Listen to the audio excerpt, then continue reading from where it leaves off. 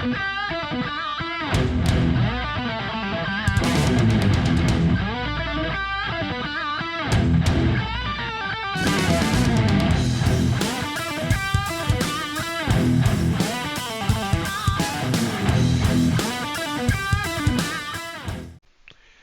this is Max. Welcome back to another CSR2 video. I'm here with the 2021 Elva. This is a McLaren that is used for this season's Prestige Cup. I'm going to give you my take on this car. Thank you to Nitro for CSR2 for providing an account where I can test these. So let's dive right into this car. This is the Prestige Cup car, so you're going to have to build this if you want those points out of the cup.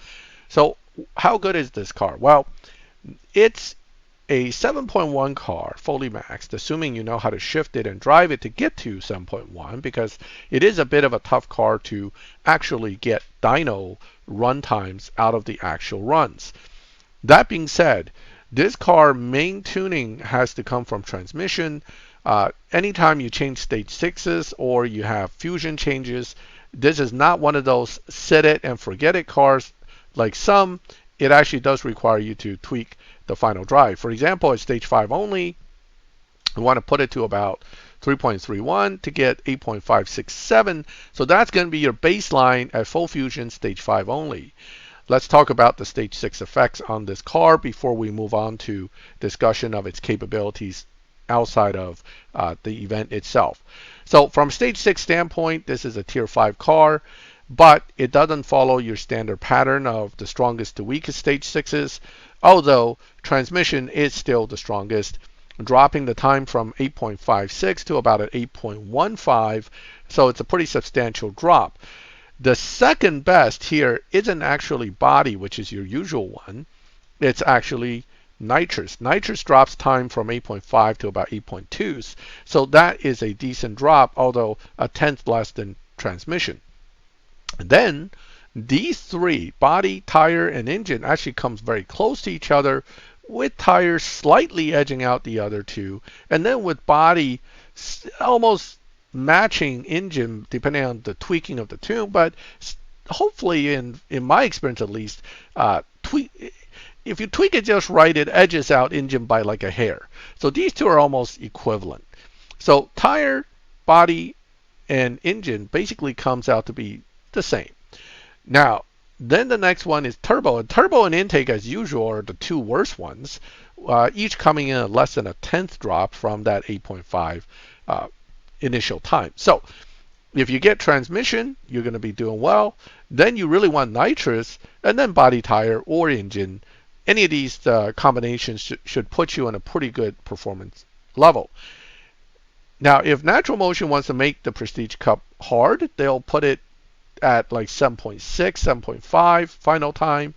If they want to give you more a reasonable challenge, I would say 7.8, 7.9 would be a more fair time, because you need full fusions and stage 6s, at least 2 to get into 7.9s, and possibly 3 to get into 7.8s and less.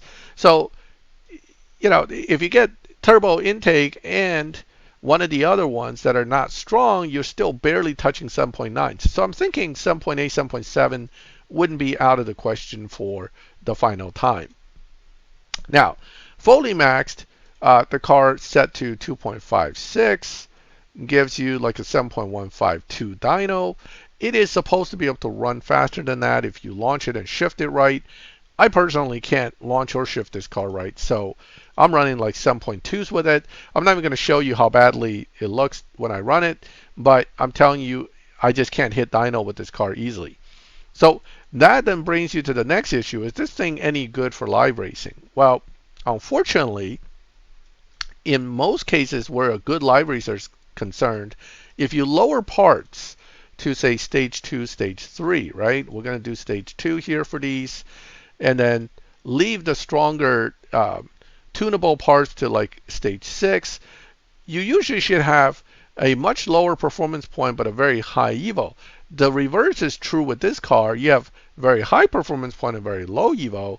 After this, I mean, yeah, you can tune it, right? So it's not going to be that low, but it doesn't look very good when you're at 676 performance points, and you can't get over 2,000 Evo. It's just not going to be a competitive live racer among the cars that are out there. So that's the problem with this car. Where it does have something going for it, if you want to go for that, is by putting it to 2.0 final drive, and not necessarily even that low, you can get away with a little bit higher, you can now beat Dyno. So it does have an Evo drop with low upgrades. Not a huge Dyno buster, but enough that you probably wouldn't want to raise money against it in a slower lobby. If you're a newer player, you see one of these, and the guy slaps a 200K up, well, I would pass. Okay, because quite honestly, it's not hard to make this car beat Dyno some, and if it beats Dyno, it's going to beat you and take your money. So that's a 11-second run on 11.7.9. So you see what I'm talking about. All right. So final verdict on this car. Well, not very good.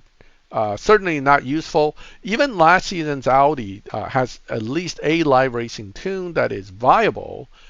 This car, I really don't see one. I mean, sure, you can live race anything for a few races and win, but then it's probably going to go downhill pretty fast from there. So my final verdict on this car is one of those: build it, use it for what you need to use it for, and leave it after that.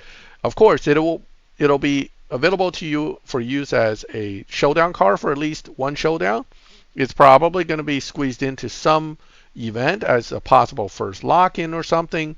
And the 2020 was used in the past to win another version of the 2020. So maybe they'll do that sometime in the future for the 2021 or maybe a future version.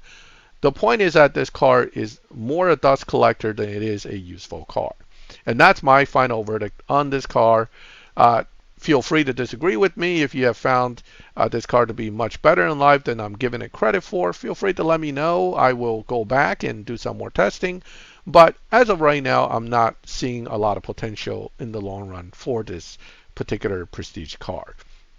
All right, so that is my take on the 2021 McLaren Elva. I hope you liked the video. Feel free to make comments. If you liked the video, leave a like. If you like my channel and like my take on various things, subscribe, hit the bell, and you get notified when I put up new videos. And as always, thank you for watching my videos. I'll catch you next time.